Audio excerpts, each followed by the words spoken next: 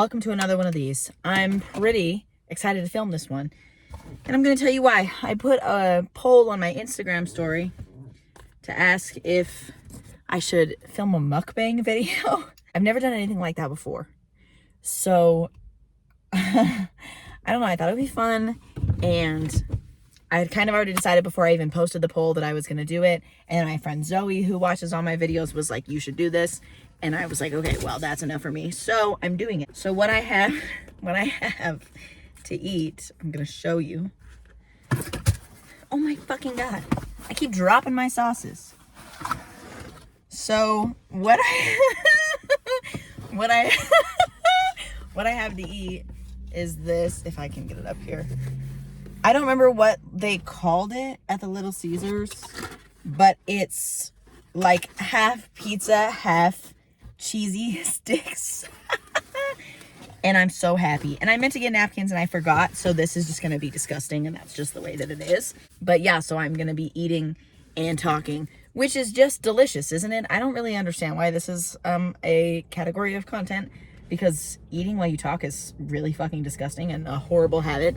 But I'm gonna do it anyway because I'm really hungry, and I ran inside to pee because I had to pee. I ran inside and ran back out because I'm so fucking hungry that I just want to eat right now. So I'm gonna start doing that. Oh, fuck yeah, dude. Okay, I also have butter garlic flavor. It says shake well, so I guess I'll do that. And then I got some ranch, and I got a big gulp Sprite from 7-Eleven. So even though this is a Maverick cup, I just realized, but it was a refill. And I also, it came with this marinara sauce. I don't know if I'll use that because I prefer the butter garlic stuff, but I'm gonna get ranch all over myself. So that's step number one. Anytime I open a sauce packet, I swear to God, it gets all the fuck over me. Okay, so anyway, while I dig into this, let me tell you a little bit about my day. So, worked today, of course, and then I hit the gym. It was back and by day, but yesterday, me and my girlfriend drove all the way to the gym, and neither of us was having it. We just weren't having it, so we didn't end up going inside. We drove all the way there and just didn't even go inside, and went home and made burritos instead, because sometimes that's just what you have to do for your own mental health. I'm gonna take a bite of this, and I'm so fucking excited you wouldn't even believe it.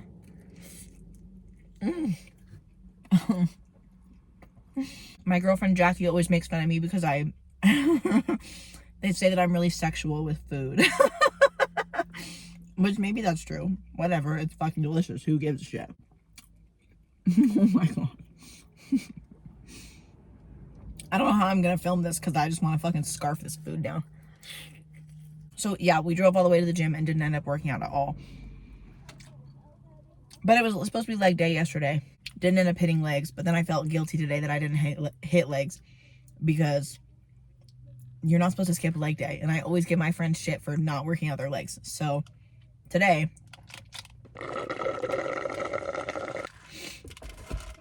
I hit back and by, and I also hit legs. And I just kind of did an amalgamation of all of it. I know that I've been saying for kind of a while that I'm going to be changing my program, and that's true. That's still true. Let me try this ranch.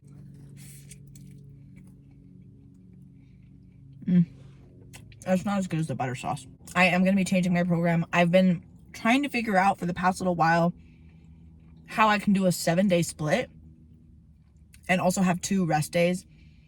And it's just not possible for me. It could be if I didn't pay attention to the day of the week so much, and I just did like 3 days on, 1 day off, 3 days on, 1 day off. But the issue is that my gym closes at 2 p.m. on Sundays, and I usually get off of work at 2 p.m.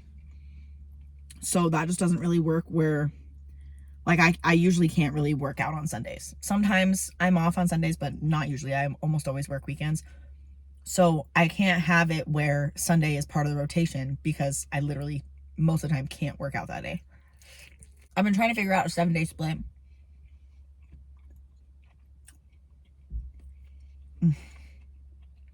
This is so fucking good. Holy shit. I'm lost in the sauce right now. This is going to be such a bitch to edit, because I'm going to have to go through and cut out all these moments of me just moaning into my pizza. Dude, Jackie's gonna give me so much shit for this. That's so funny. The decision that I've made with my program is that I'm still gonna do the 3-day cycles, but I'm just only gonna have one rest day a week. Maybe, I don't know, maybe that's not great, but my current program is just not really working for me. I'm not really following it when I go to the gym, and what's the point of having a program if you're struggling to follow it? You know what I mean? So what I'm gonna do is I'm gonna do chest, delts, tris one day. Next day I'm gonna do legs. Day after that I'm gonna do back and bi. And then I'll do that again, and then I'll have a rest day on Sunday. So anyway, that's my life story. I'm sure you're all very interested in that. I don't know if anybody, honestly, not that many people watch these videos, but I don't know if anybody who does watch them gives a shit about the fitness portion of it. I'll try to keep that part pretty brief. Something that I want to talk about today is Jeanette McCurdy. Again, I know I talked about this in a previous vlog because I had just finished reading her book, I'm Glad My Mom Died. Excellent book.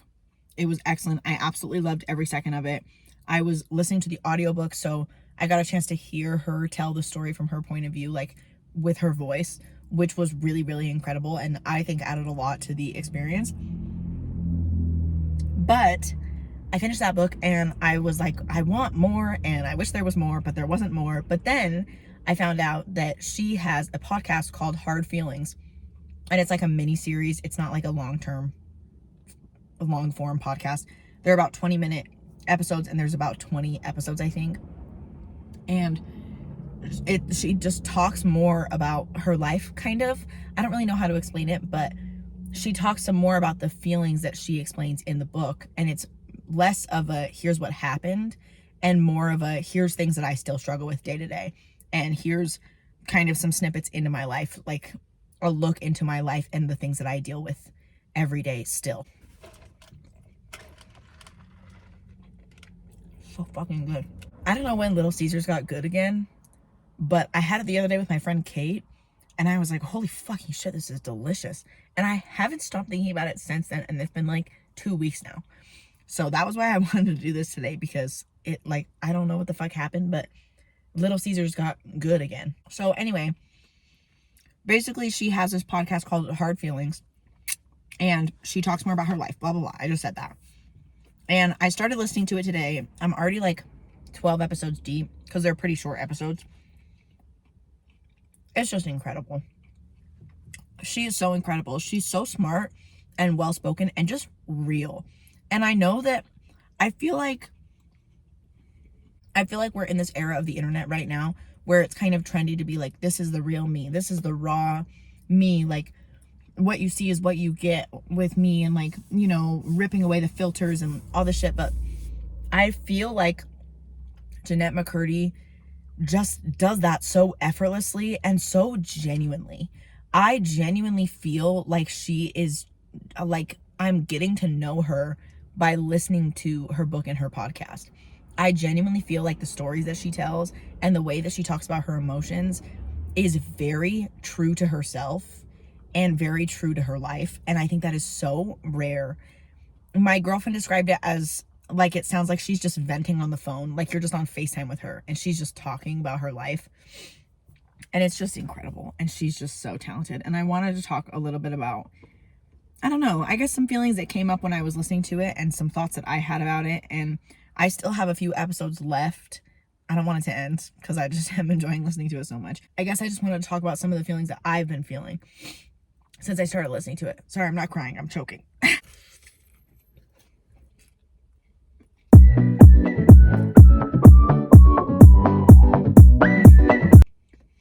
haven't even bit into these breadsticks yet, so I'm gonna try one of these. Here it is. That's the breadstick. Definitely looks like a heart attack on a piece of bread. We'll try it with the ranch.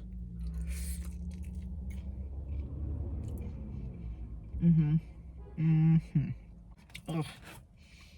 I'm sorry if this is disgusting. I don't really know. Again, I don't really understand the point of the mukbang. Maybe you're supposed to be able to see the food, but I'm in my car. I just don't have a way to do that. So hopefully this is entertaining.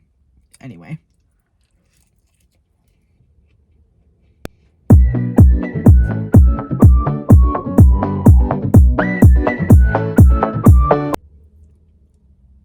I think the issue that I have with a lot of content that is like, I guess what you would call therapy content, is the language that they use.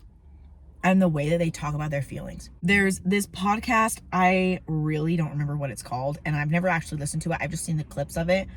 But it's these two men, and they talk about their weekly experiences with therapy, and they talk about unlearning things from their childhood and all of this stuff, and like triggers and that type of thing, you know, that like therapy content, you know what I'm talking about? And I support the message of what they're doing because I think the goal is to normalize men's mental health care. And I think that's a really noble cause because obviously there's a lot of suicides that are from men, and that is because we really don't take care of our men mentally as a society, which I totally understand, and I can really get behind increasing mental health care and normalizing that for men. But the way that they talk to each other about their feelings is so, it feels really forced and really fake. And people don't really talk like that. You know, using all the therapy buzzwords and talking to each other in these like soft, sort of like every sentence you say is a breakthrough, and I can't even wrap my head around what you just said because you're therapizing me so hard. You know what I mean? I just really can't get behind this type of content where they're using all these like buzzwords and they're using the weird tones of voice where you're like in a spa. I just can't. It's hard for me to consume it because it feels ingenuine, and it makes me feel like the whole topic of conversation is a joke. Because again, nobody talks like that. But when Jeanette McCurdy talks about her triggers and dealing with those triggers and what they look like in her day-to-day life, it feels real and it feels so relatable. There's one episode where she says that her abandonment issues have been triggered because her assistant quit. And she said that her assistant gave her ample notice, 2 weeks notice, gave her a really good explanation, just that she wanted to leave the entertainment industry altogether and that she was pursuing a different line of work. And they had a good conversation about it, and it wasn't actually anything to do with Jeanette herself. But still, she found that her abandonment triggers and her abandonment responses were coming up. And she talks about how she worked through that and what that looked like, and learning what part of that might have triggered her abandonment response, and hearing the way that she talks about her thought process was just so relatable. It's the rejection sensitive dysphoria, which, if you don't know what that is, basically if you have ADHD or autism, you can take things as rejection that are not necessarily a rejection, and if they are rejection, you can take them really, really hard. And that's I'm not a therapist way of explaining it. For me, it just looks like if somebody does something that I perceive as rejection, then I will take it really hard and really personally, and I might get defensive, or I might feel like this person doesn't care about me, or this person is saying that I'm an idiot, or that they're directly insulting me, or whatever it is. Your mental illness is creating a story that goes with this person, quote unquote, rejecting you, when a lot of the time it's not even actually a rejection. It just feels like one. She talks about how her assistant quitting brought up a lot of these feelings, and she said it almost felt like a breakup. Like her assistant was like her boyfriend or girlfriend or whatever, and like she was breaking up with her because of all the emotions that came up. Like, could I have done something differently? Is it something that I did wrong? Is it because she thinks I'm destined to be unsuccessful? Is it because she doesn't believe in me? Is it because she thinks I'm uncool or unlikable? All of these different thoughts coming up, and like I said, like stories that her brain was immediately crafting to try and explain why this person had, quote unquote, rejected her or done something that she perceived as rejection. And all of it came back to blaming herself and finding something within herself that must have been wrong, and that's why this person was quitting, when the reality is that she was just quitting because she didn't want to be in that industry anymore. And she said, I trust my assistant, I trust her that she's telling me the truth. I don't think that she's lying to me because she thinks I'm uncool. But even if she was, even if that was why she was quitting, that's just her opinion of me. And I don't have to define my self-worth based on the fact that she might have that opinion, because it doesn't make it true just because she thinks that about me. So anyway, yeah, when she was talking about her rejection sensitive dysphoria and her abandonment issues and triggers that were coming up as she was, you know, having this conversation with her assistant, her now ex-assistant, it just really, really resonated with me in a way that I have never heard anybody talk about rejection. And she does say this too, that it's almost like there are emotions and experiences that it's appropriate to share online and that it's appropriate to share with people in general. But then there are emotions that it's not considered socially appropriate to share. But really all that does is make people feel alone. When in reality, I think it's true that a lot of people might experience things like that because abandonment issues are really common. And if you have abandonment issues, then somebody doing something like quitting being your assistant can trigger this response in you that goes all the way back to your childhood and being rejected by the people who are supposed to be taking care of you. And I think that's way more common than you would think. If you are a person who has abandonment issues, whether that looks like borderline, whether that stems from being autistic, whether, you know, maybe you have OCD, maybe you just have plain depression, maybe you have none of those things and you just have trauma and you're one of the lucky ones that didn't end up with a personality disorder. But whatever that looks like for you, if you have abandonment issues, it is fairly likely that you experience rejection sensitive dysphoria. It's really likely, actually. And it doesn't even necessarily have to come at the hands of your parents. If you got bullied from a really young age at school, or if you had some adult in your life that was supposed to be kind to you that was not kind to you and was treating you poorly and made you fight for their affection and try to win their love, that creates abandonment issues, and that will create rejection sensitive dysphoria. And then you can take something as a personal attack that is not a personal attack. And that is a huge fucking struggle for me. I struggle with that so goddamn much. I take everything personally, everything. And I worry all the time about if somebody is mad at me, if people are mad at me, if I've done something to upset the people that care about me. I worry about that all day, every day. It's horrible. It's a horrible way to live. And I genuinely don't hear anybody else talking about that. So it makes me feel like, okay, maybe I'm the only one that feels this way. Maybe I'm crazy. What is wrong with me? Why am I not able to just live my life and do things based on what I want to do and not worry so much if people are mad at me and trust the people around me to tell me if something is wrong? But it's really hard because when you grow up with a passive aggressive parent, you had somebody in your house that would be upset with you and wouldn't tell you. And you had to figure out based on their body language, based on the way they were moving through the house and through the world, based on the way they were talking to you, their tone of voice, you had to use those hints and clues to figure out that they were mad at you. They wouldn't just come up and tell you, unless they were screaming at you. For some of us, that's, at least for me, that's my experience. So it then makes it hard into adulthood to trust yourself when you're saying they would tell me if they were mad. They would talk to me if they were mad. And the other thing is, because of how common these types of abandonment issues are, those can create more passive aggressive people, more people who don't know how to set boundaries, who don't know how to explain to you when something that you've done upsets them. And so not only are you experiencing that as a child, but then you're having people who affirm it throughout adulthood because those people are not healing from what their parents did to them. So then you have to navigate a world where you're telling yourself, well, they would tell me if they were mad. And if they don't tell me and they're mad, then that's not my responsibility.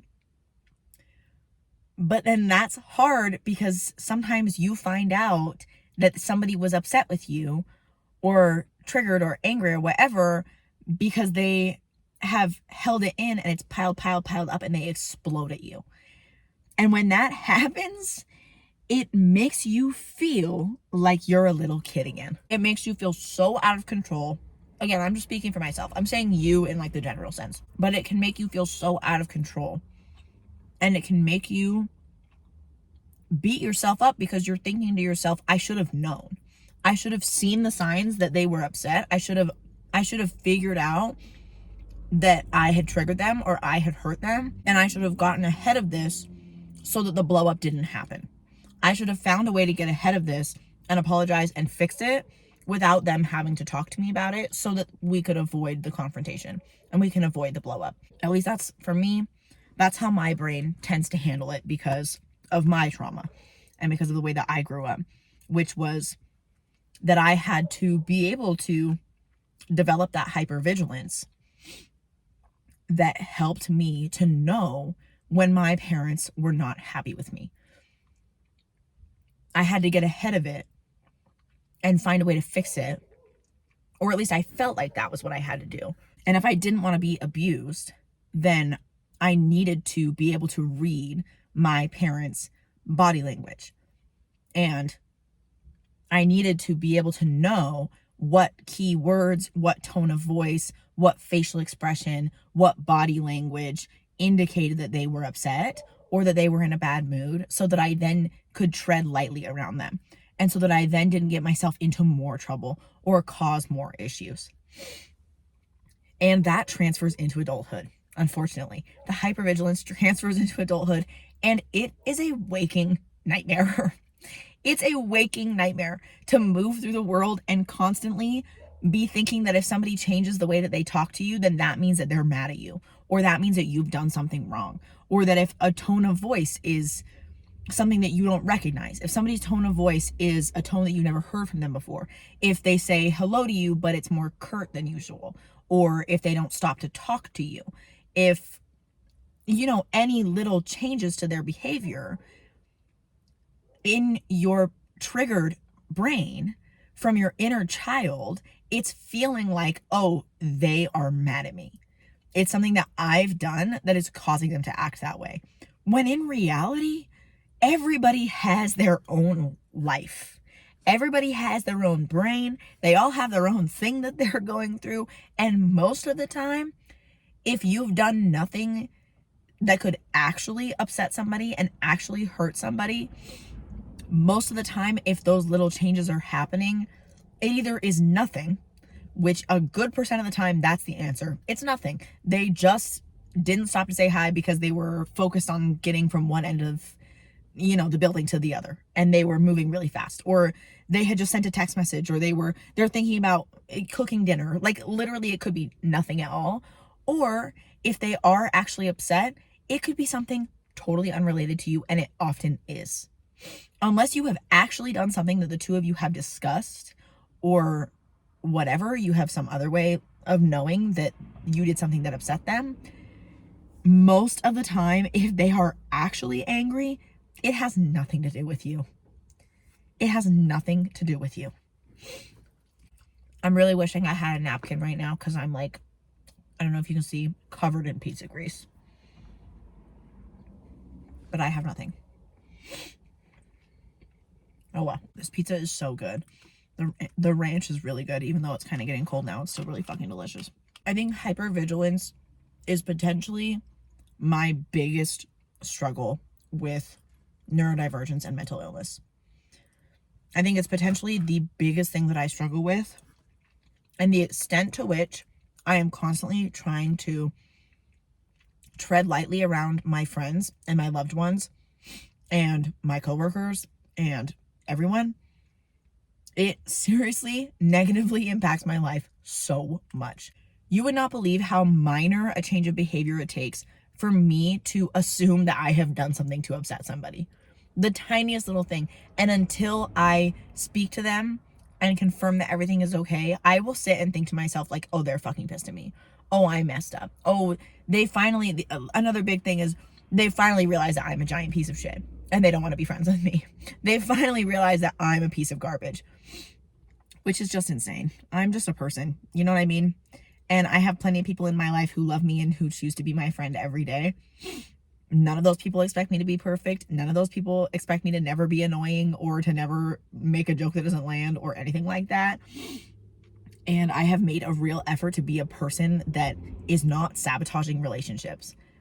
I'm not perfect at it, and I still have flaws, and I'm still working really hard at it. But the thing is that work is showing, and I know that it's showing. And so I haven't done anything to sabotage these relationships, but my brain is constantly telling me that I have done something that is going to make the relationship end, that is going to make the person be like, I don't like you as much as I thought I did. Which, as you can imagine, not a fun way to move through the world. Not a great way to live your life, unfortunately. So yeah, listening to Jeanette McCurdy talk about her experience with that really made me feel seen, and just gave me this great sense of like, wow, I didn't know other people felt this way. because it's really common to talk about abandonment issues within the scope of relationships, like dating or really close friendships or relationships with your family.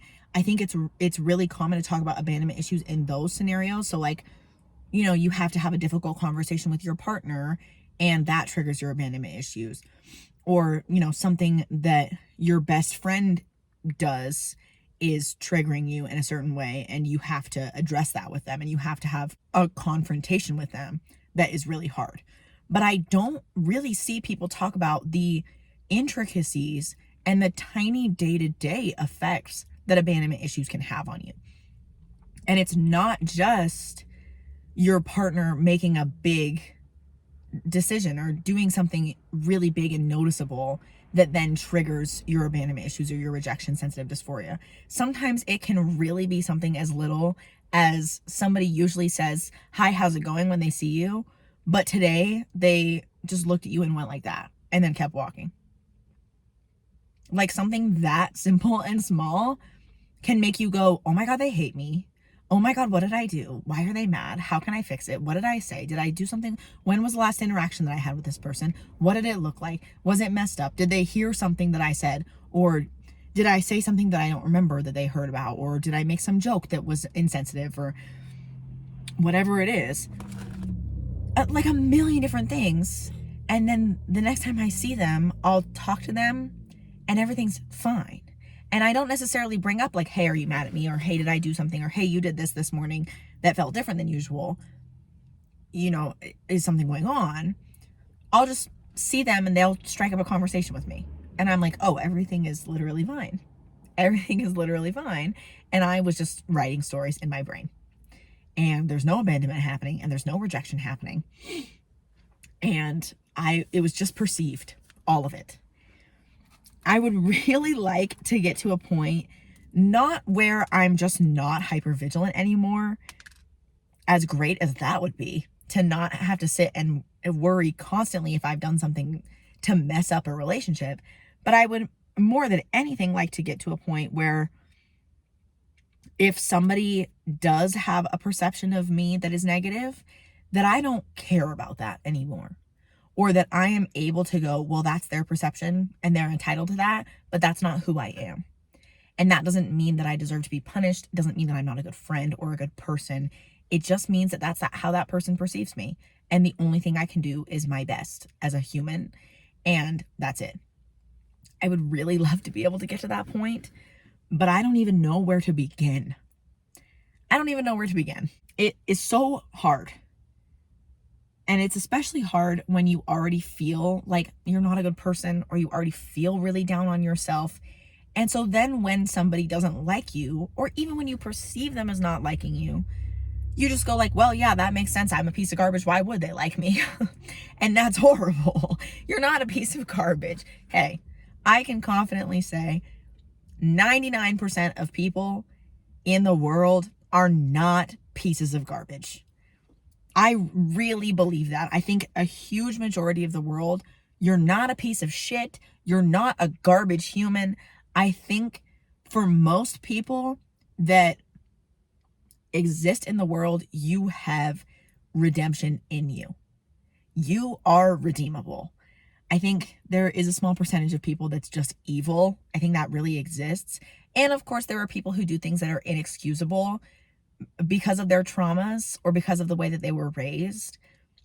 It's sad. That makes me sad when that happens.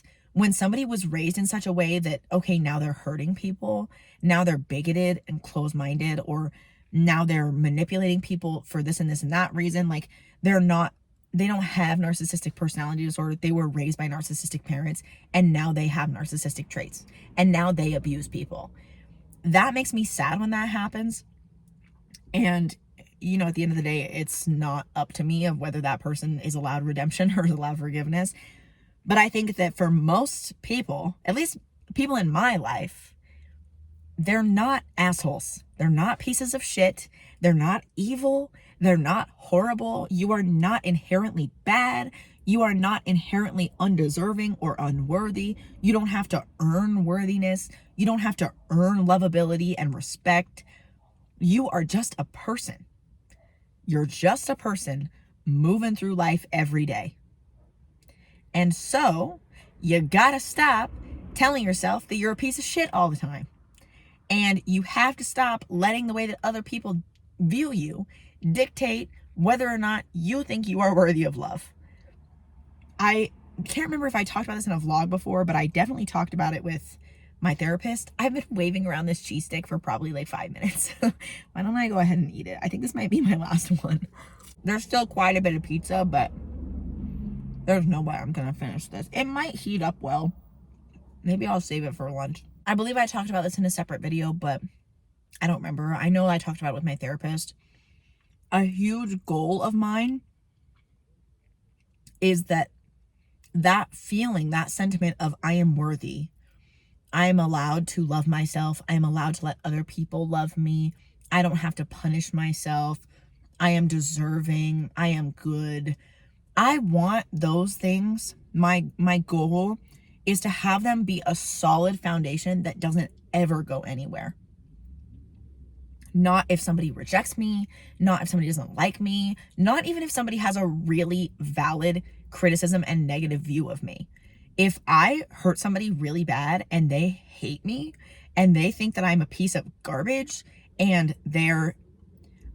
everybody's entitled to their opinion, but if their opinion might be accurate for the version of me that they encountered, I don't want that to erase my knowledge that I am worthy and I am lovable and I'm allowed to feel love and receive love. And whenever I did talk about this, or whenever I was first kind of coming up with this idea of the building blocks of who those sort of values, I felt like I was in a place where that was really true, where I had that foundation and that wasn't going anywhere. And I felt like that because I was going through something really, really horrible involving some other people, and I was feeling really down on myself because I made my fair share of mistakes in the situation, but I was still maintaining that I am lovable and I am worthy and I am allowed to love myself, and that just because I've made mistakes doesn't mean I'm not allowed to love myself. So I was feeling like those building blocks were really solid. I have been feeling lately like they are not as solid as I thought. And I think there's a real danger in getting too comfortable in your healing, where you will start to let things slip. And I think getting comfortable is the goal, and feeling comfortable, exploring your feelings and trying to understand them, and feeling comfortable in the uncomfortable. And, I think that is a part of the goal, but healing is never ending. Unfortunately, it's never ending. You never stop learning how to be a better person. You never stop learning how to undo your trauma and how to stop the cycles that your trauma is trying to perpetuate. It never stops. And so as soon as you start feeling like things are coming to a head or a plateau, you have to continue using your coping skills and using your positive affirmations and all of that stuff. You can't stop doing it. It's a lot like when people get on antidepressants and then they start to feel less depressed, and then they go, what do I need these antidepressants for? I'm not depressed anymore. And then they stop taking them and then they get depressed again. And it's like, oh, the antidepressants were what was making me not depressed. You know what I mean? It's that same type of thing where when you get to a point where you're like, I've been making so many breakthroughs in therapy, I'm really starting to understand my trauma, I feel like I'm moving on from a lot of this stuff, I'm doing great, I'm on an upward slope, you don't want to fall out of practice with your coping skills. And it doesn't necessarily take some giant traumatic event to not necessarily set you back, but put you back into an altered headspace where you're perceiving yourself as bad, if that makes sense. I don't even like to use the word like putting you back into an altered headspace, because I don't believe in backtracking with healing. I think that it's just not linear, and that's just the way that it is. It sucks, and it's a cliche, but it's true. I don't think that you can go backwards because you don't ever unlearn the coping skills. Like I said, you just stop practicing them. You just stop using them. And as soon as you decide to start using them again, it's like building muscle. It's just like building muscle where you can get out of shape, but if you were in shape before, then getting back in shape is going to be a lot easier than it was the first time. And it's the same thing. You're not backtracking. You have just fallen out of practice with using your coping skills. And that's totally valid. That's totally valid. But it is self-destructive. And it's really hard to get out of that cycle of not using your coping mechanisms when you should be. And it can feel like backsliding. It really, really can. So anyway, yeah, that all came about because I was listening to Jeanette McCurdy's podcast and the way that she talks about mental illness and all of her struggles with all sorts of things. She talks about all sorts of things. I would really highly recommend it. It's not as triggering as the book so far. I do have a few more episodes left, but so far it's not as triggering as her book, I'm Glad My Mom Died.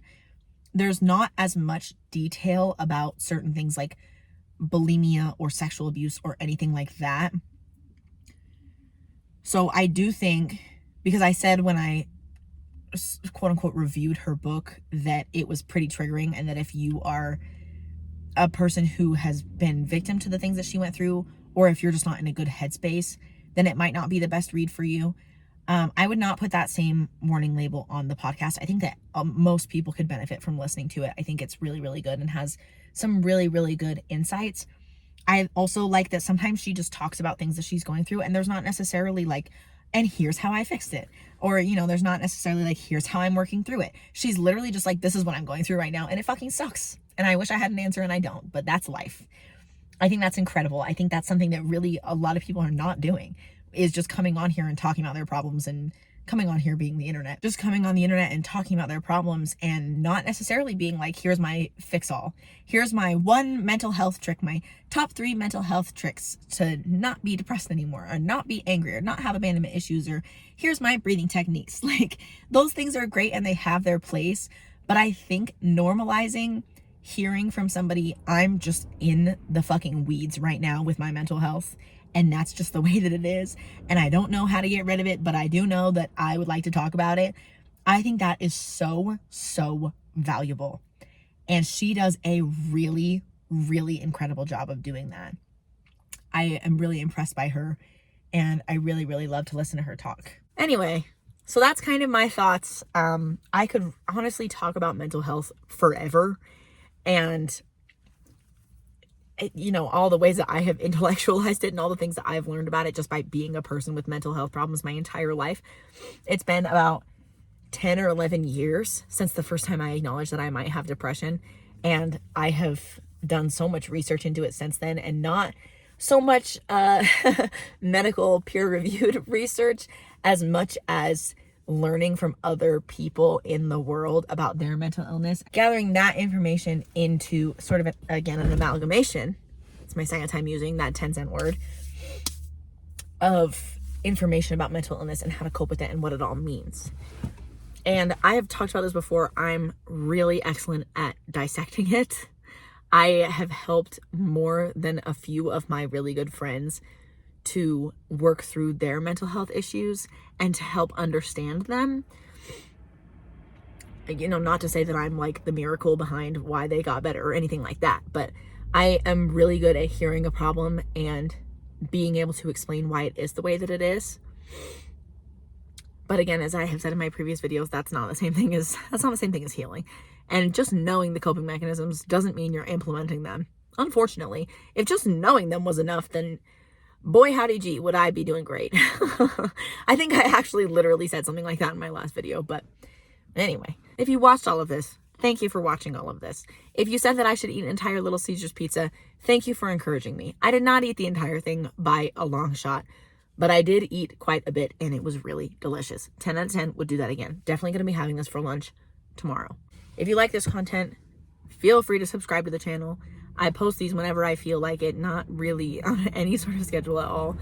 but I do really enjoy filming them and posting them. Even if I only get 2 views on them, I really enjoy filming these, and editing them has become a new part that I actually really do like. My Instagram is queer.edge and my TikTok is queer_edge. I mostly on my TikTok just post clips from these videos, and then my Instagram is just my personal Instagram. But you know, if you like me and you want more, then that's where to find it. I didn't really do a testosterone update in this, but I think you can kind of hear that my voice is a little bit deeper. It's feeling deeper. It's harder to talk in a higher register now. Can't sing in a higher register for shit. I also had a blood test done. Everything looks great, which is great news. Everything is within normal range. Like 90% of my stuff is in normal range.